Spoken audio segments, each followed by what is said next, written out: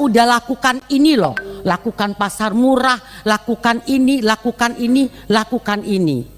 Terus untuk mencari solusi terhadap permasalahan yang ada, bapak-bapak akan lakukan apa?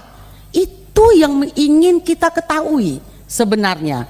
Sekarang ini kita tahu permasalahan kita.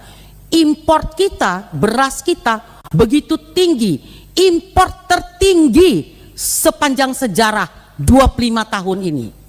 Import tertinggi kita untuk beras.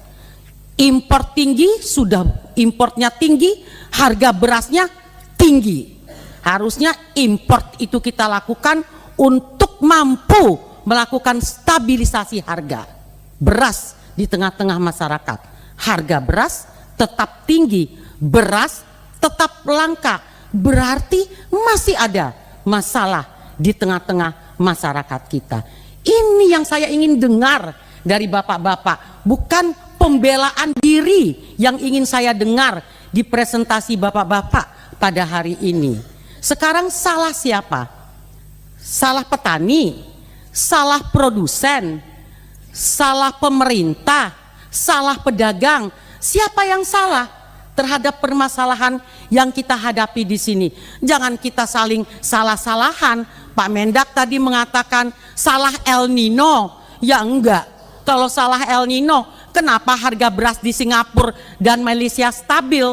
Kita jangan dibodoh-bodohi semuanya dengan alasan El Nino.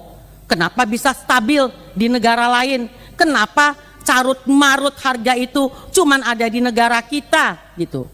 Ya kan? Ini juga makanya kita jangan seperti pemadam kebakaran. Hanya kalau ada kebakaran, kita padamkan apinya dengan cari pasar murah, cari ini, tapi permasalahan dari mana datangnya api itu tidak pernah kita cari. Ya akan berulang-ulang terus, Pak. Apa nih yang bisa kita lakukan sehingga permasalahan ini tidak terjadi? Nah, sekarang sudah tahu beras ini kita langka, produksi kita kurang. Dirut Pupuk baru mengumumkan lagi bahwa harga pupuk ke depan ini akan naik karena apa? Gas yang juga akan naik. Nah, ini kan jadi hal-hal yang announcement yang meresahkan di kalangan petani kita. Justru dia berharap ke depan dengan ketahanan pangan, kemudahan-kemudahan bagi petani, diberi gambaran akan naiknya harga pupuk ke depan. Nah, ini saya rasa pemerintah harus duduk semuanya bersama dengan stakeholder terkait bagaimana ke depan ini. Jadi jangan presiden kita teriak-teriak terus masalah ketahanan pangan, kedaulatan pangan, tapi apa yang terjadi itu bukannya semakin membaik, semakin memburuk.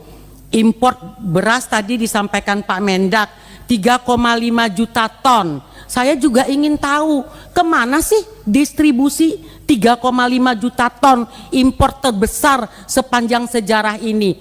Oke lah, tentunya untuk program-program pemerintah, stabilisasi harga, KPM, oke. Tapi kita ingin jelas pendistribusiannya itu sebenarnya berapa ke ini, berapa ke ini, berapa ke ini. Kenapa terjadi hal-hal yang terjadi sekarang ini? Miris, Pak, ngelihat di media sosial rakyat kita antri begitu panjang, Pak, untuk beras.